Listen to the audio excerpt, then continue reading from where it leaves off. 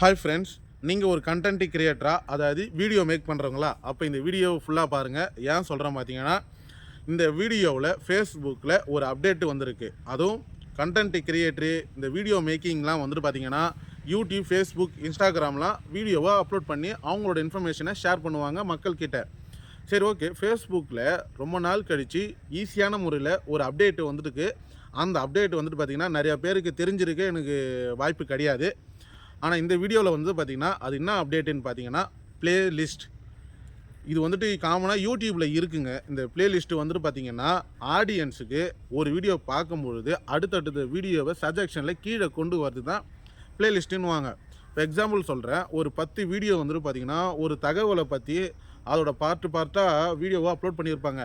ஆனால் ஒரே ஒரு வீடியோவில் ஒரே ஒரு இன்ஃபர்மேஷன் தான் ஷேர் பண்ணியிருப்பாங்க. மற்ற வீடியோவில் வந்துட்டு பார்த்திங்கன்னா அடுத்தடுத்த இன்ஃபர்மேஷனை ஷேர் பண்ணியிருப்பாங்க. அப்போ இந்த வீடியோவை பார்க்கும்பொழுது அதுக்கு கீழே அடுத்துன்னா வீடியோவை அதை வந்துட்டு சஜஷனில் கொண்டு வரது தான் ப்ளேலிஸ்ட்டோட ஒரு முக்கியமான அம்சம்.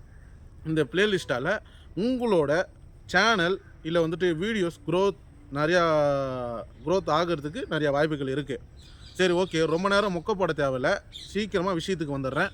ஃபேஸ்புக்கில் ப்ளேலிஸ்ட்டுன்ற ஆப்ஷன் கொண்டு வந்துட்டாங்க. ரீல்ஸுக்கும் சரி, வீடியோவுக்கும் சரி.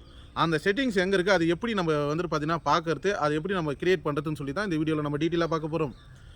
இப்போ உங்களோட ஃபேஸ்புக் அக்கௌண்ட்டை ஓப்பன் கொடுத்துக்குங்க. ஃபேஸ்புக் பேஜ் அக்கௌண்ட்டில் இருக்கிறீங்கன்னா நீங்கள் டேரெக்டாக உங்கள் லோகோவை கிளிக் கொடுங்க. சப்போஸ் இல்லைன்னா பேஜ் அக்கௌண்ட்டுக்கு நீங்கள் வந்துட்டு ட்ரான்ஸ்ஃபர் பண்ணிக்கங்க. பேஜ் அக்கௌண்ட்டில் வந்துட்டு பார்த்தீங்கன்னா லோகோ இருக்கும், அந்த லோகோவை கிளிக் கொடுங்க. அந்த லோகோவை கிளிக் கொடுத்த உடனே வந்துட்டு பார்த்தீங்கன்னா டேஷ்போர்டுன்னு சொல்லிட்டு ஒரு ஆப்ஷன் கொடுத்துருப்பாங்க. அதை நீங்கள் கிளிக் கொடுங்க. அதை கிளிக் கொடுத்தீங்கன்னா டூல்ஸ்ன்னு சொல்லி ஒரு ஆப்ஷன் இருக்கும். அதுக்கு கீழே நிறைய ஆப்ஷன்ஸை கொண்டு வந்திருப்பாங்க. அதாவது நிறைய செட்டிங்ஸ் இருக்கும்.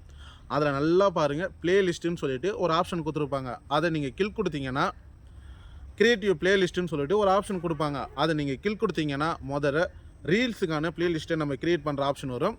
ரெண்டாவது வீடியோவுக்கான ப்ளேலிஸ்ட்டு கிரியேட் பண்ணுற ஆப்ஷன் வரும். இதால் உங்களுக்கு நீங்கள் எந்த மாதிரி கண்டென்ட்லாம் வீடியோ அப்லோட் பண்ணுறீங்க யூடியூப்பில், அதே சேம் வீடியோ இதில் அப்லோட் பண்ணுவீங்க. அப்லோட் பண்ணுறப்போ நீங்கள் ஒரு ப்ளேலிஸ்ட்டாக ரெடி பண்ணி வச்சுருந்தீங்கன்னா ஆடியன்ஸுக்கு ஈஸியாக உங்களோட வீடியோஸை சஜெக்ஷனில் கொண்டு வந்து அவங்களுக்கு சில வீடியோஸ் இன்ட்ரெஸ்ட்டாக இருக்கலாம், இல்லை எதிர்பார்ப்பு வீடியோவாக கூட இருக்கலாம். அப்போ உங்கள் வீடியோவும் உங்கள் சேனலும் க்ரோத் ஆகிறதுக்கு நிறையா வாய்ப்புகள் இருக்குது. அதால் ஃபேஸ்புக்கில் ப்ளேலிஸ்ட்டை க்ரியேட் பண்ண பாருங்கள். சரி, ஓகே. ஃபேஸ்புக்கில் ப்ளேலிஸ்ட்டுன்ற ஆப்ஷனு இந்த மாதிரி வந்திருக்கு. ஆனால் எனக்கு தெரியாது ப்ரோ, உங்கள் வீடியோ பார்த்த உடனே நான் தெரிஞ்சுக்கிட்டேன், ரொம்ப யூஸ்ஃபுல்லாக இருந்தது உங்கள் வீடியோ அப்படின்னா தயவுசெய்து கமெண்ட் பண்ணுங்கள். இதுக்கப்புறம் பார்க்குற ஆடியன்ஸ், சப்ஸ்கிரைபர் தெரிஞ்சுக்கிட்டோம். இந்த மாதிரி யூஸ்ஃபுல்லான வீடியோஸ் பார்க்க நம்ம யூடியூப் சேனல் மறக்காமல் சப்ஸ்கிரைப் பண்ணுங்கள். தேங்க்யூ.